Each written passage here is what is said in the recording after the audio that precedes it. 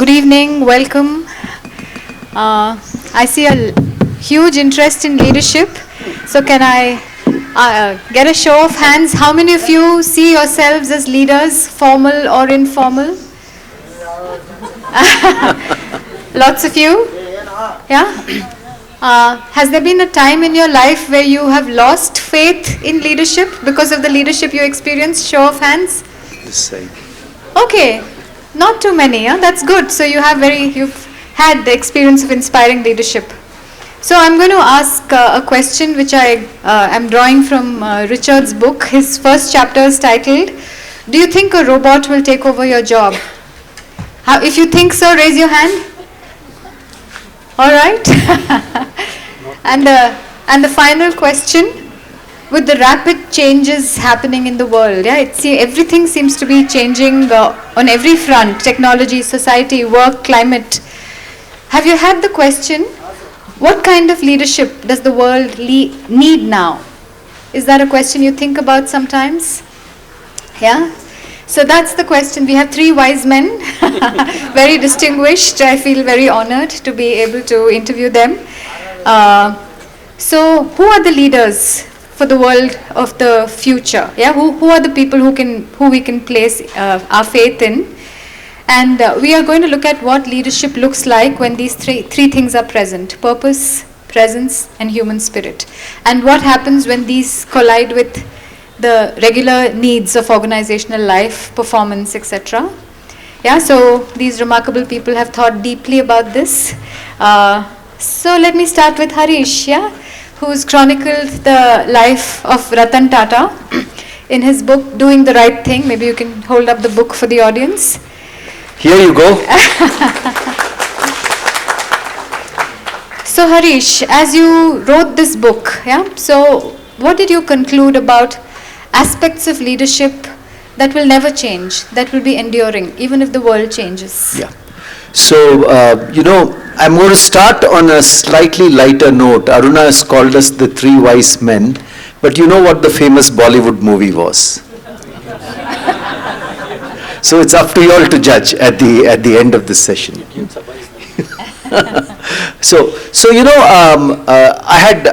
It was a labor of love for me to write this book, because Ratan Tata is someone who is admired by hundreds of millions of Indians, and when he passed away on the 9th of October last year, I saw such an outpouring of grief, and so many people, including myself, feeling a sense of personal loss. And people were asking me, why am I feeling this kind of a loss, even though I never knew Ratan Tata personally, I've never met him. So there was something which impacted people. And this is probably the second such occasion when I found people reacting this way. The first such occasion was when President APJ Abdul Kalam passed away. So there is something in leadership between both these people which has been timeless. And I think, Aruna, there are two or three aspects I'd like to highlight. First, these were extraordinary leaders. APJ Abdul Kalam as a rocket scientist and as President of India, Ratan Tata as chairman of the Tata Group, as a philanthropist, and as a person who took corporate India into the next domain.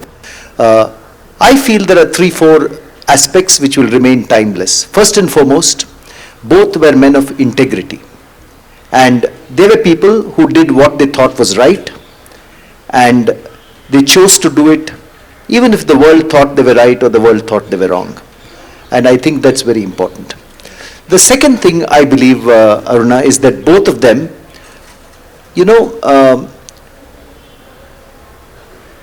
looked at themselves first as a good human being, and then as a corporate leader or as a scientist. And therefore, when they thought of themselves as a good human being, they responded to people with care and compassion, they responded to people with respect and dignity, they took care of people, they made sure that they never hurt another person's dignity or made someone else feel small. So I think some of these are timeless aspects which will always stay. You may be in the largest corner office in the world, but are you being first a human being before you think of yourself as a corporate leader? And I'd like to take the opportunity to narrate for 2 minutes a story here, which was narrated to me by by Mr. Muthuraman, who was the managing director of Tata Steel for many years. And he was in a conversation with Mr. Ratan Tata, where both of them disagreed on some business transaction which was to happen. And they had differing points of view. And they had to bring that, Mr. Muthuraman had to respond to a company and tell them, are we going ahead with this transaction or not? And he needed Mr. Ratan Tata's views on it. And so Mr. Ratan Tata was traveling from Delhi back to Bombay. So he called Mr. Muthuraman. They had a chat on the phone. They disagreed on the phone again. Mr. Muthuraman put forward his view to Ratan Tata, telling him why he believes that his point of view is correct. And he could sense on the other side that Mr. Ratan Tata was a little irritated, because here was, Mr. Muthuraman putting forward his point of view time and again. And suddenly, as that call was going on and he could sense Mr. Ratan Tata's irritation, suddenly the call broke. So Mr. Muthuraman got very he said, have I upset Mr. Tata by arguing with him? And has he kind of banged the phone down on me? All of us have at some stage, either someone has banged the phone down on us, or we may even have done it to others. So he said, have I upset the chairman so much that he has banged the phone down on me? And what do I do now? How do I come to this decision without Mr. Tata's permission? Mr. Tata had told him, if you defer, you please go ahead and take a call, but leave me out of the call. So as he is thinking about this, he doesn't know what to do, because the timeline is also coming close. In exactly 2 minutes, his phone rings again. And it's Mr. Ratan Tata on the line again. And Mr. Ratan Tata tells Mr. Muthuraman, see, I'm calling you so that you know that I did not bang the phone down on you. I was in a car, the car went over a bump, and as a result, we lost the phone call, the phone connection. I just called to tell you that. You decide this transaction or deal as you want to, but you should know that I did not bang the phone down on you. And Mr. Muthuraman says that second call from Mr. Ratan Tata was not about the transaction at all. Yeah. It was just to tell me that I did not bang the phone down on you. And right from his car, he said, I could feel that Mr. Ratan Tata was putting his arms around my shoulders. And he says, that is leadership to me. And he actually broke down when he narrated that story to me. So this is a very small incident, but it shows how Mr. Ratan Tata put humanity ahead of various other, attributes of leadership in his life and career. Yeah, and I really hope that enduring value is carried back by all of you. Humility, courtesy, just accounting for other people, accessibility. Yeah, thank you. It was a lovely story. I think I come to you now, Richard. You have very interesting chapter names in your book, and one of the chapters is called, so your book is called Human at Work, and the chapter is titled Dr. Jekyll and Mr. Manager. Yeah? So, so there's a part of us that is ugly, that possibly is never shown to the world, and we show a happy, pleasant side. But that ugly part affects, and if it shows, the organizations become toxic. So it's leaders who use their power in ways that are unhealthy. And you've written about that the power differentials, if not used ethically, can create toxic work environments. Could you speak about the power differential and what kind of presence is required to reduce the power differential? So thanks, Aruna, and also Harish for the great opening so well. The title Dr. Jekyll is because, as the very old story of Robert Louis Stevenson goes, he was able to distill the good and the bad and use it whenever he felt either or. Most of us aren't. And in organizations, we always see, while there are great managers, great leaders, there is also the other side. And the kind of impact each one of them has on the people who work with them, some out of choice, but many because they do not have choice, is significant. And Aruna, I know the great work you do in the field of mental health, and the kind of impact it has on the populations in organization is quite extreme. And that's why I wrote this chapter. And the idea is that when leaders encounter power differential, it is their role as leaders to get into that space where the manager is exercising this power differential. This chapter is not about the leader, it's more about how you handle managers in the workplace. As that when you see this differential, how as a leader you make a difference in a software without overwhelming the role of the manager, and that's very important. And few quick one is that how you model humility, how do you model trust as a leader, and hoping that the people who report to you imbibe that. The other one is spend more time listening, less time talking. Very difficult to do, and wrong for me to say when I'm holding the mic. But spend more time listening. Lending a ear is always valuable. I always used to have a manager in my former company. One of my former companies used to keep telling is allow space for people to disagree. It is okay for people to disagree as long as you don't get disagreeable. And I think that's very important, because we do not have time for disagreement, and when disagreement happens, you realize areas which you otherwise wouldn't have. And it's very important as leaders for us to encourage these spaces of disagreement in our organizations. And finally, the last one, which is very difficult to do and much easier to talk about, is that there are some apples who cannot be repaired in the barrel beyond a point, and you have to sometimes cut your losses and get rid of the bad apples as quickly as you can, because we all know what happens to the barrel if you allow one rotten apple to persist, and that's a difficult decision. And many times in my career I have had to do this difficult job, but eventually you realize that was the right thing to do, both for that individual and the organization. So Dr. Jekyll still rules many years after the story. Let's not talk about Hyde. Yeah. So simple things like listening more, yeah, and seeing the impact of people on the group, seeing whom to keep, whom to let go of. Yeah, thank you for that. And I now come to you, Sanjiv. Sanjiv has written a book called On the Other Side. Is it The Other Side of the Mountain? Yep. The Other Side of the Mountain. It's about leadership and spirituality, the spiritual journeys that leaders have to undergo. So maybe we start with a simple, grounded definition of spirituality, and how does this seemingly soft quality intertwine with leadership? Sure. Thanks so much. It's wonderful to be here. And actually, when I heard Harish talk about Ratan Tata and him talking about Jekyll and the manager, I actually felt I don't need to talk about spirituality, because it was filled with thoughts and what spirituality is really all about. You know, I keep wondering. I had worked with the Tata Group for a long time, 1/3 the amount which as Harish has done, but I've experienced him in Ratan Tata and the values he has held. What has intrigued me is, whatever we are seeing at the surface, he has done this, he has done this, what is that underlying quality that has given him the strength to do what he's doing? It is not easy to do that. You have to be grounded in something to make it happen. You got to have faith in yourself. You got to believe that certain principles you will abide by. Okay? So that to me really is the starting point of what spirituality is. I'm just going to open and read from the book, because I've defined it in the book. Lovely. Make it simpler. Yeah.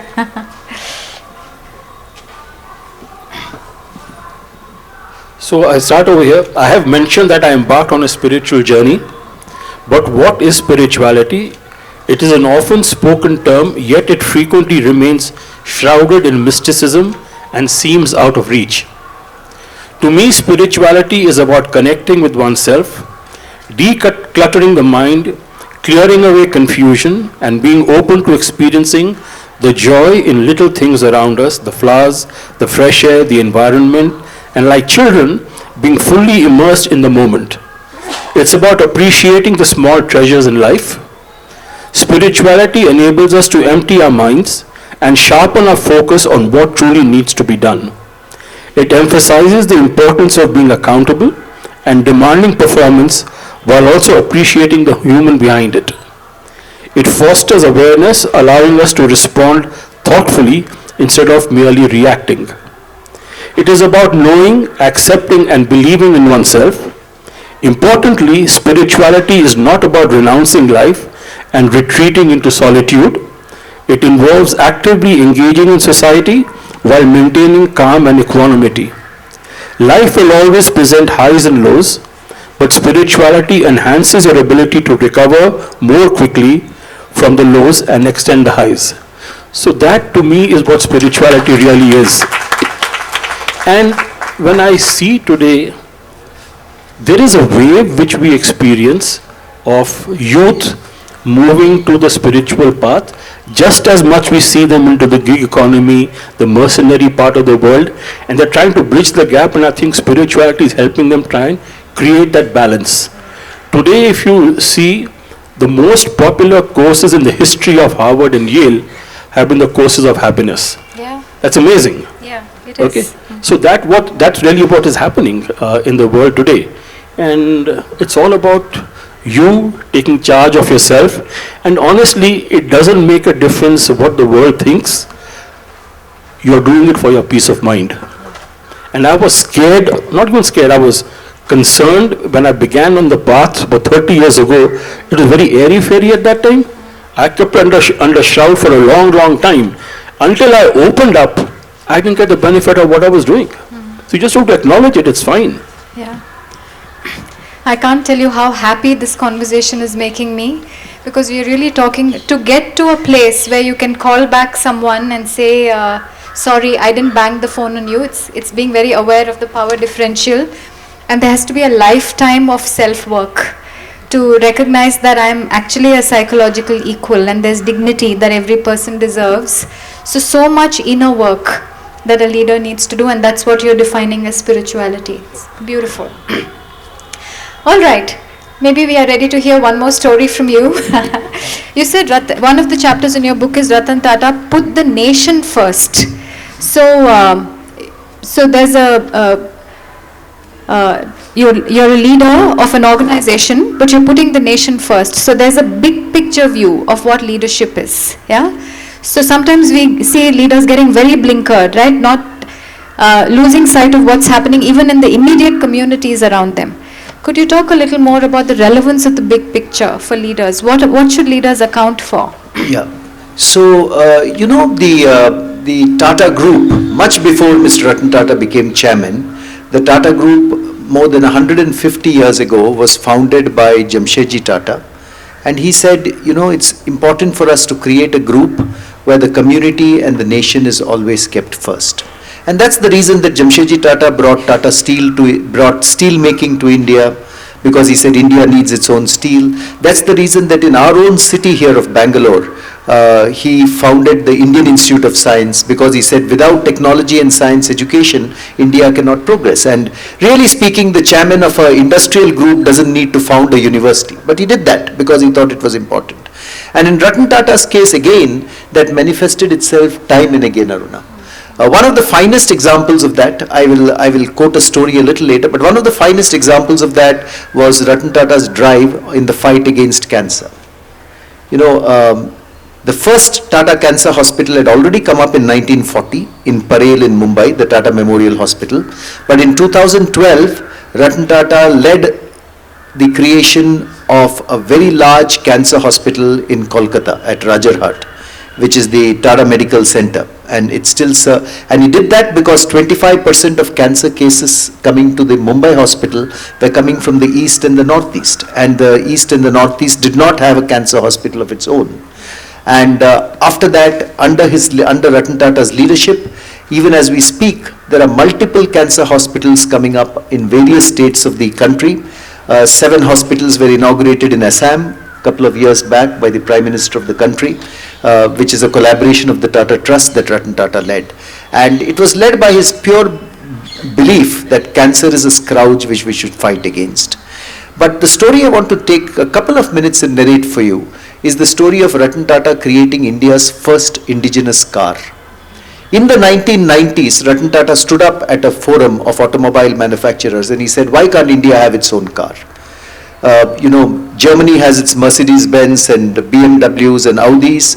UK has its Jaguar and Land Rover and Rolls-Royces.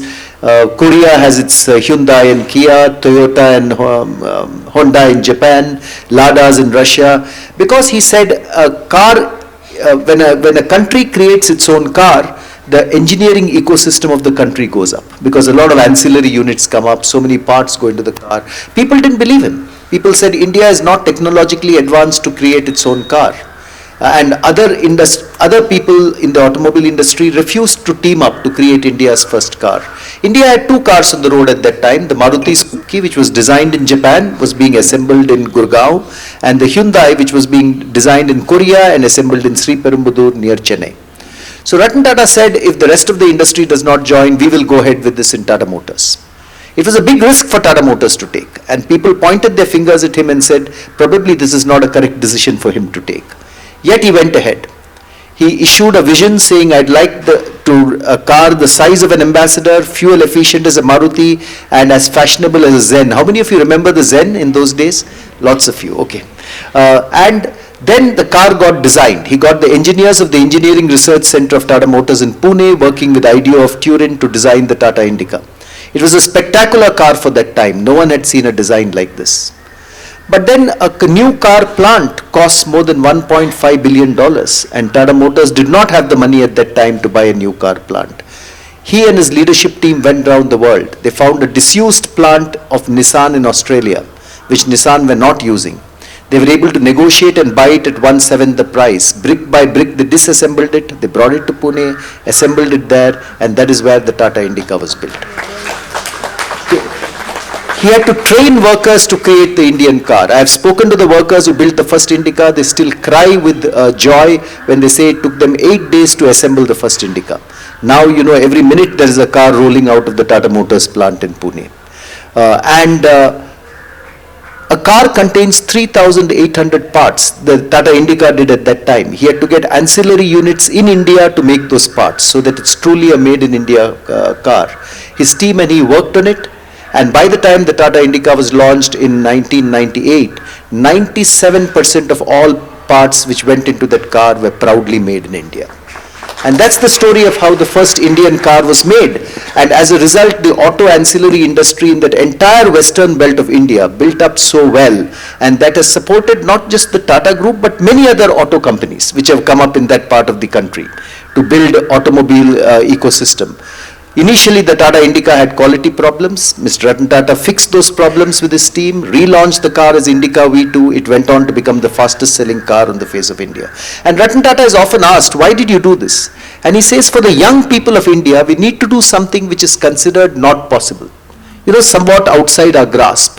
Because when we do that, we give young people the inspiration that they can reach beyond their dreams. So I think this is one example, Aruna, of doing something which was of course good for the Tata Group, but it was also, I think, excellent for the country.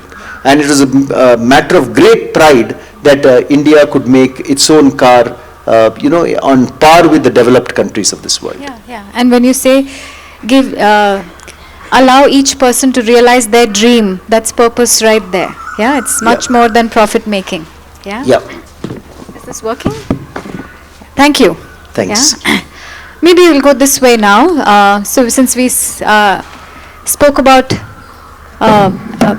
profit making, how does spirituality work side by side with organizational pressures? What are some of the clashes that are possible?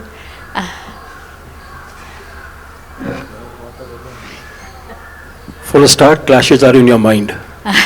Okay, that's fundamental. Yeah. Okay, it's the same people in the same environment in the country, same political, same policies. We have a Ratan Tata who's delivered one particular way of doing, and there are other people doing it in a different manner. Okay, so environment is neutral. It's how you are handling it. Yeah. So let's be clear about that. Also understand that, listen, you're dealing with human beings. Yeah. Okay, and for human beings, a calm mind, spiritual mind is like oil is for a machinery. You have to oil it. You have to oil the body. Okay, let me give you an example. In my Tata Coffee days, 2018, there was a massive deluge in Coorg area in northern Kerala, and lots of plantations just washed away. It happened on one day. Day two, I was there to personally see what was happening.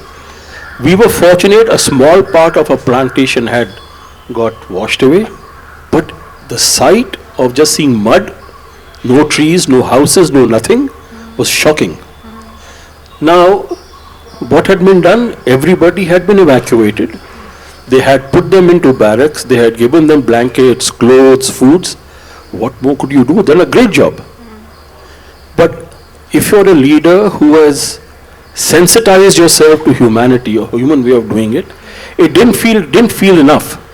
So we went back to those people and said, what are your concerns? And it hurts to listen when they said, we cannot sleep. Because when we shut our eyes, the sound of that night and all the walls breaking down and the walls, the mud flowing down just keeps us awake. Now, the question comes, what do you do? So I went back to Shrishi and said, this is what's happening. And we got teachers of Cook to come and work with them, did programs with them, and we said, okay, we're done, we're all right. We went back to them, did one more feedback, and we found 45% of the people saying we are able to sleep. We still left 55% unable to. Was that good enough? To me, it wasn't. We went back, again did the courses with them, did the thing, and then we went back again, and when people had said 95% were able to sleep without disturbance, I felt my job was done. Now, that is humanity in organization. How do you say profit or this can compensate? Can never do it. You just have to be there. Okay? And ultimately you have to also say you're creating a future. What kind of a manager do you want to work for? Yeah. Do you want to work for a task-oriented guy? Do you want a guy who's empathetic, who's there to help you, to support you, walk along the way? And you're creating leaders for tomorrow. What kind of leaders do you want to create? And if you don't create the right kind of people, the leaders, the character, the culture, profits are going to collapse. Thank you. There's no conflict. Yeah, I'm glad to hear that. And the fact that we can create the organizations that we want and not go by, because different people approach it differently. We create our own realities. Yeah. I just want to add, I think I was fortunate to be with the Tata Group who encouraged that way of working and thinking. Yeah, lovely. So we have the last question for you, Richard, before we open it out to the audience, which is, what disruptions do you anticipate in the world of work, and what will it ask of leaders? Yeah, I don't want to be a fortune teller on a Sunday evening, but disruption is part of life, right? Yeah. And we have to deal with it as it comes. And I see the world of workplace and workers all getting disrupted. One is because technology, and secondly is because of the nature of the because of the nature of the change in the world itself, with the amount of stress and strain which is happening. So I think it's more important than anything for us to deal with the change rather than worry about what is going to change. And much of what we see being written about and talked about is that it's all doomsday, that this bad things are going to happen. Not necessarily so. It's how we deal with it, like Sanjiv said, with a calm mind, and how much we can focus on the areas where we can control versus areas we cannot control. And the fact that all of us here had career spans which lasted decades is not necessarily true, but we are going to last the decade. So it's a question of how we are going to be useful and relevant in multiple decades that we are going to experience. And it's always fascinating when you see the amount of things technology can do for you, the amount of opportunities that you have today in this country. We are sitting in a place where prisoners were held, and we are talking about freedom and change. So in the same sense, everything around us is exciting and things to come. The only regret I think we should have is that we do not have enough time to make it count. So whatever we have, make the best use of it. And coming back to the fact, to your question, without evading it, I think the first thing, technology is going to disrupt the way we work. Much of what we do is not going to be relevant anymore, but new things are going to come in that place. Is a question of how do we maintain our relevance to deal with the new. The second one is the amount of change which is going to happen in the geopolitical landscape with the stresses where countries, what is happening is that when you see everything getting disrupted, people try to hold many things close to you, like my tribe, my group, my religion, and you have to deal with those situations, which is generating many of the conflicts which you see around. And third is the business world. The whole pursuit of purpose is in many times getting compromised by the pursuit of other things. Not necessarily that it's a bad idea to focus on the benefits of business and profitability, but it's also essential to focus on the core purpose in terms of what you're doing.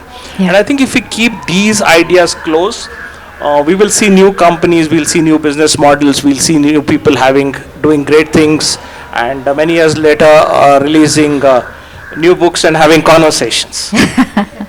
So the world will go on. Wonderful, thank you. We have about 10 minutes for audience questions. Keep it brief. Yeah, we'll ask as many as we can. Let's start with the gentleman there, then we'll come to you next. Yes, yeah. Hi, thanks. My name is Ayan. My question is, in any of your books, have you touched upon the difference between conviction and rigidity for a leader? The reason for your success becomes the reason for your failure as a leader. So in any of your leadership evolution, how do you differentiate conviction versus becoming rigid? Well, I haven't talked about conviction versus rigidity, but I've talked about conviction. And I think that's the bedrock for you to start. You got to believe in yourself, otherwise nothing is going to be working. The important part is rigidity comes when I overtakes what is important. You are rigid because it's me who has said something, okay? And if you can get out of that and be open to listen, the impact, the importance, and be flexible to change views based upon what is coming your way, then I don't see a conflict. So I'll just add a very small line to what Sanjiv said. Many times I've heard leaders say, I have an open door, I maintain an open door policy. I would much prefer a leader who maintains an open mind and open ears to an open door. Thank you. Yes, sir. You want to? Yeah. Yeah. And then we have the fourth, can be the lady there at the back. Yeah. Hello. Yeah. Hi. It was very good discussion. Thank you for that, Harish and others. I have one question. Probably Harish, you can answer. With respect to Tata Group, and now that we know Ratan Tata is not there, so it's a very big void to fill. So, what do you feel about the future leadership of the Tata Group? So, very interesting question. So, yes, I think every leader has a certain stature and becomes difficult to fill. But I just want to answer your question by saying that the Tata Group has existed for 157 years, over 6 generations of leadership. Jamshedji Tata was the founder of the group. No one could really replace Jamshedji Tata, but Dorabji Tata, the second chairman, did very well in building institutions like Tata Steel or Tata Power, or bringing his father's dreams to a conclusion. After that you had Navroji Saklatwala, and then you had J.R.D. Tata, who was chairman for a very long period of time, 50 years, and people asked the same question, how can anyone replace J.R.D. Tata? But Ratan Tata stepped into his shoes and replaced him very, very competently. And I do believe that the current generation of leadership in the Tata Group also carries the same conviction and the same ideals. We must remember that the fundamental, where does the fundamental stability and where does the fundamental inspiration of the Tata Group spring from? It springs from Jamshedji Tata's idea, saying, can we create a group that keeps the country first? And therefore, a lot of the industries that the Tata Group has invested in lie at the junction of what is good for India and also a big business opportunity. It's the junction of these two which has led to the creation, whether it's steel or TCS or Tanishq, or the car example that I told you. So I think that as long as that ideal is carried forward by the leaders into the future, I think the Tata Group will be in very, very safe hands for the next 150 years. I believe that organizations thrive when the spirit of the founder is kept intact. And I think the spirit of the founder has been kept intact by all generations of Tata leaders now, including the current generation of Tata leaders. So therefore, I am very, very confident about the future of the Tata Group. And we must remember, well, the Tata Group is 157 years. The average age of a Fortune 500 company is 40 years. So something that the group has done has been right, and a very, very good pipeline of leaders has been nurtured by the group. Yes. Hi, my name is Mansi and I work in sport. I have also had, opportunity to work with Tata Sports Academy. So my question is to all, and we have a program on female leadership development through sport. And like even in leadership in corporates, I have very gendered question. Brief question. Yeah. Is how, what is the pipeline for female leadership development, and how are females emotional, and what can be done to support that we have good, strong female leaders?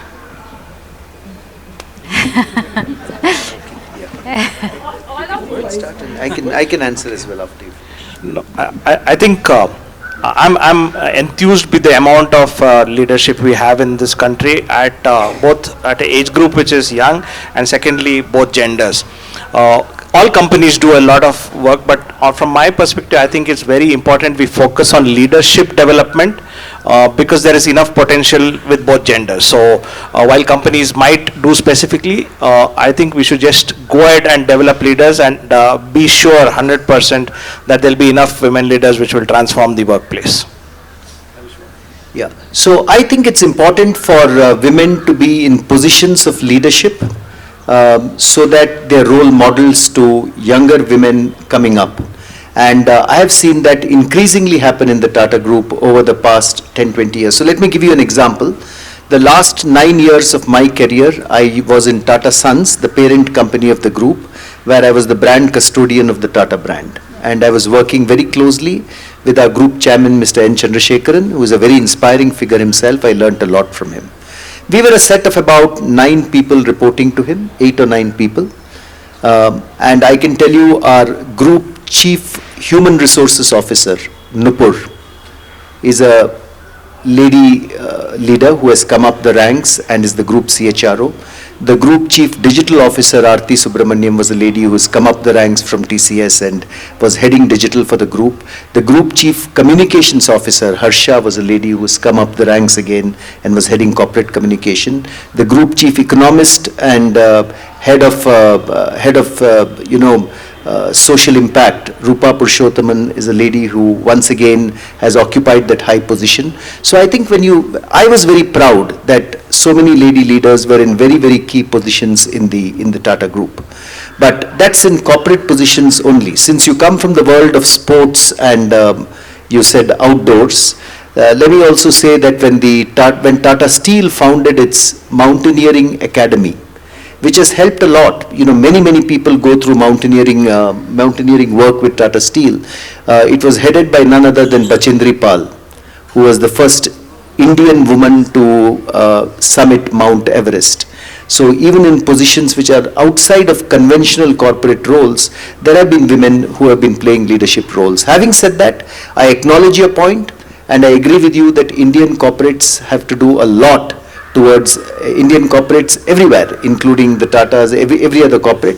We have to do a lot to further encourage the movement upwards of women leaders in the future. So it's a very, very relevant and valid point. Thank you. Can I just add to that? Yes. I certainly believe that today's world is tilted towards women leaders for the simple reason it's no longer physical strength which is making a difference, it's knowledge. And that is agnostic to female, male. Technology, IT, work from home has simplified and made knowledge accessible right across. So there is no, again, issue. And honestly, I believe emotional quotient of women is far higher than men. And as we have been hearing, words like empathy, gratitude, trust, all these words coming up, I honestly believe that the future is very, very positive for women. And I was in a conference at the leadership, at the Tata Group, where the target was taken that, I don't know which year that was, that 20% of the leadership is going to be women, acknowledged and put down on document. So it's bright. We have space for one more question. I think I'm going to go with the lady at the back. Her hand has been up for a while. Red sleeve, yeah. Yes. Thank you. Thanks. So I am coming from an angle of corporate leadership. So maybe I have an ideal mindset about leadership to begin with. Everybody has their own way to become a leader. Working in corporate company, I had a feeling that we first see each other as human beings and then extend it to situations and handle the situations. You have to be brief. Okay. Yeah. But I also saw other people look at it only as situations and call it as a leadership approach. So I want to have your take on where do you draw the line between handling people and looking them as just situations? Looking at people as resources rather than as people, and we'll have like one sentence answers since our time is up. Whoever wants to take it, yeah. I can't resist but use the title of my book. I think being human at work is something which we all should never forget. Businesses will continue, but humans are human, and what makes us unique, what makes us important, and what makes us deliver value to any company is the fact that we are human. Not that many of the other things we do the machine could do, and some of the things machines are doing. So the human part of us can never be replaced, and that's what we should focus on. So do you think it is mostly about emotional aspect of it? Yeah, so I would answer that. I would say yes. I think I'll use the title of my book again and say that, the title of my book is Doing the Right Thing. And I say doing the right thing for a leader is treating people as people first. There's no doubt in my mind about that. If you put people first, everything else in an organization follows. Can I just And add with to that, we have to go to the other side of the mountain. Absolutely. That's where it is. Thank you. We're going, yeah? Oh, you wanted to just show that? Yeah. Yeah. Thank you so much. Yeah.